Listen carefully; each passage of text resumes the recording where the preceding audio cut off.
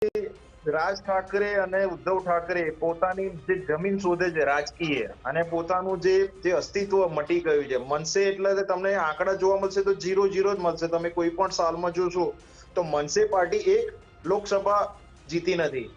એટલે ખ્યાલ આવી ગયો કે આવા લોહ પુરુષ સરદાર પટેલજીનું નામ લઈને જો એટલું મોટું નામ હોય ને સમગ્ર ભારતના જે અખંડ જે કહેવાય કે રાજા રજવાડાને ભેગા કરવામાં એમનો મહત્વનો રોલ રહ્યો હોય અને એવા વ્યક્તિને મોરારજી દેસાઈની પણ વિશે એમને ટીકા ટિપ્પણી કરી તો કદાચ સાચી વાત છે. આપણે કહ્યું કે ઇતિહાસ એમને વાંચ્યો જ નથી, કારણ કે સરદાર પટેલજીનું અવસાન 1950માં થયું.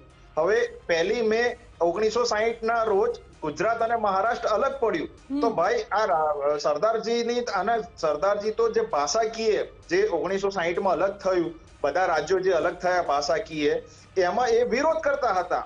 મોરારજી દેસાઈની પણ વાત કરું તો એ 1956 સુધી એ મુખ્યમંત્રી રહ્યા, 52 થી 56 સુધી, અને એ પણ ત્યાંના જે વિકાસ જે કહેવાય કે મહારાષ્ટ્રની ઘણા બધા એરિયાના વિસ્તારોનો વિકાસ કર્યો. તો ભાઈ એ વિકાસ જો અમારા ગુજરાતીએ ના કર્યો હોત તો ત્યાં તમે અત્યારે આ મંચ ઉપર બેઠા ના હોત અને તમે ગુજરાતી વિશે જો બોલી